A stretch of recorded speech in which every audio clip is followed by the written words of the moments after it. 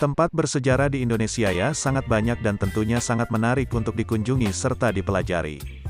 Dengan mengunjungi sekaligus mempelajari sejarah-sejarah beserta bangunannya yang ada di Indonesia, berarti kita sudah berpartisipasi dalam melestarikan sejarah-sejarah tersebut.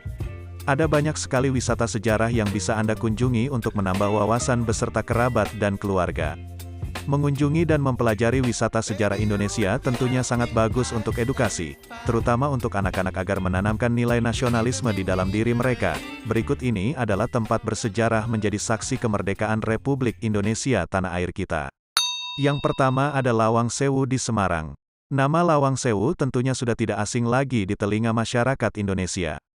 Gedung bersejarah ini terletak di Semarang, Jawa Tengah.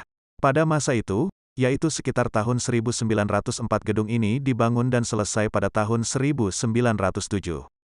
Lawang Sewu dulunya merupakan kantor untuk Nederlands Indische Spoorweg-Maatschappij atau yang biasa dikenal sebagai NIS. Gedung ini terletak di Bundaran Tugu Muda. Pada awalnya, kegiatan administrasi dilakukan di kantor stasiun Semarang NIS. Namun, dengan bertambahnya waktu juga mengakibatkan perkembangan jalur kereta di Semarang menjadi semakin pesat dan mengakibatkan bertambahnya kebutuhan akan personil teknis dan tenaga administrasi yang lebih besar sehingga kantor NIS dianggap tidak lagi memadai. Hal inilah yang kemudian membuat Belanda menyewa beberapa bangunan untuk dijadikan kantor NIS. Setelah melewati beberapa pertimbangan, akhirnya dibangunlah Lawang Sewu yang akhirnya dijadikan kantor pusat NIS yang luas dan memadai. Yang kedua ada Benteng Rotterdam. Benteng Rotterdam atau kerap kali dikenal sebagai Benteng Ujung Pandang merupakan benteng bersejarah peninggalan dari Kerajaan Gowa Talo. Dibangun pada tahun 1545 oleh seorang raja yaitu Raja Gowa ke-9.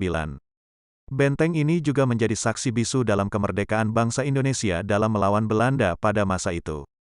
Pada mulanya, benteng ini dibangun dengan konstruksi tanah liat, dan baru ketika pada masa pemerintahan Raja Gowa ke-14, benteng ini direnovasi ulang dan dibangunan dengan menggunakan bahan konstruksi batu padas yang berasal dari pegunungan Kares.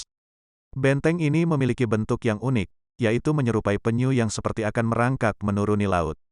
Hal ini menjadi filosofi tertentu yang dimaknai dengan kerajaan Gowa yang akan tetap berjaya di laut dan darat.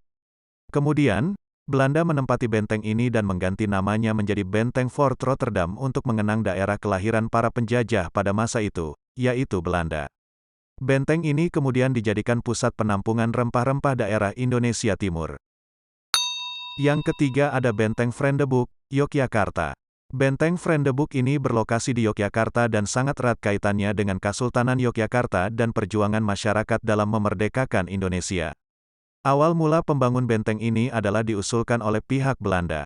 Pihak Belanda kemajuan Keraton Yogyakarta yang semakin pesat dan ternyata mereka ingin mengontrol serta menguasai pemerintahan Yogyakarta pada masa itu.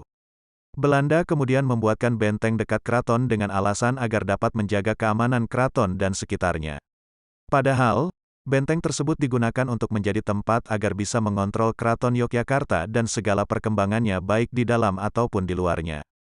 Letak dari benteng ini hanya satu jarak tembak meriam dari keraton dan menghadap ke jalan utama agar Belanda mudah untuk mengawasi, membuat strategi, dan menyerang pihak keraton.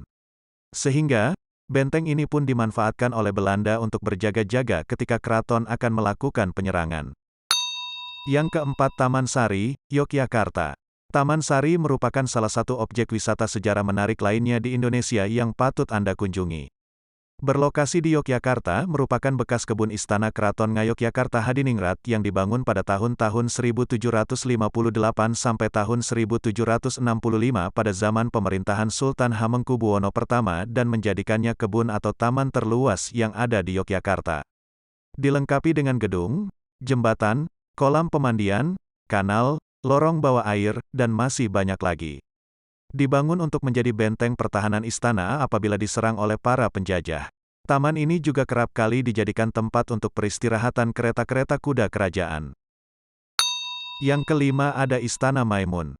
Medan juga memiliki salah satu tempat bersejarah di Indonesia yang menarik untuk dikunjungi, yaitu Istana Maimun. Istana Maimun merupakan istana kebesaran untuk Kerajaan Delhi yang didominasi dengan warna kuning yang merupakan warna kebesaran khas Kerajaan Melayu. Istana ini merupakan salah satu ikon untuk kota Medan, Sumatera Utara. Pada pembangunannya, Istana ini dirancang oleh seorang arsitektur asal Italia dan dibangun oleh Sultan Delhi, yaitu Sultan Mahmud al-Rashid yang membutuhkan waktu pembangunan 10 tahun lamanya, tahun 1881 sampai tahun 1991. Di istana ini juga terdapat meriam legendaris, yaitu meriam buntung. Istana Maimun selalu menjadi salah satu objek wisata sejarah menarik di Medan bukan hanya karena nilai sejarahnya saja, tapi banyak orang yang mengagumi desain interior dan eksteriornya yang unik dan sangat mewakili kebudayaan Melayu dengan mengadopsi gaya Islam, India, Italia, dan Spanyol. Yang keenam ada Jam Gadang, Padang. Siapa yang belum pernah mendengar nama Jam Gadang? Pastinya sudah tidak asing lagi karena merupakan objek wisata sejarah populer yang ada di Padang, Sumatera Barat. Hal ini juga menjadikan Jam Gadang menjadi ikon dari daerah Sumatera Barat karena keunikannya dan nilai sejarah yang sangat kental. Jam Gadang selesai dibangun pada tahun 1926 dan memiliki tinggi 26 meter. Jam Gadang merupakan salah satu hadiah dari Ratu Belanda untuk Rookmaker, yaitu salah satu sekretaris kota Bukit Tinggi ketika masa pemerintahan Hindia Belanda. Yang ketujuh ada Masjid Raya Baitur Rahman, Aceh. Masjid Raya Baitur Rahman merupakan sebuah masjid yang merupakan peninggalan dari Kesultanan Aceh yang dibangun pada tahun 1022 oleh Sultan Iskandar Muda Mahkota Alam. Masjid ini menjadi saksi bisu perjuangan masyarakat Indonesia ketika pihak Belanda mendeklarasikan perang dan melawan Kesultanan Aceh dengan melepaskan meriam ke daratan Aceh dengan menggunakan kapal perang Citadel Van Antwerpen. Pada tahun 1873, Belanda menguasai Masjid Raya Baitur Rahman. Akan tetapi, pihak Kesultanan Aceh melakukan perlawanan dan memenangkan pertempuran tersebut dengan mengalahkan pasukan Belanda yang dipimpin oleh Johan Harmen Rudolf Kohler yang membawa 3.198. Kesultanan Aceh memenangkan peperangan tersebut dan berhasil merebut kembali apa yang sudah Belanda ambil. Yang kedelapan ada Gedung Sate, Bandung. Gedung Sate merupakan salah satu tempat bersejarah di Indonesia yang terletak di Bandung, Jawa Barat. Gedung ini memiliki keunikan karena di puncak menaranya terdapat ornamen yang berbentuk seperti tusuk sate. Arsitektur gedung ini dihasilkan oleh Ir K. Gerber yang merupakan salah satu masukan dari arsitek-arsitek Belanda sehingga mempunyai nuansa arsitektur yang khas dari Hindia Belanda. Yang kesembilan ada Masjid Istiqlal, Jakarta.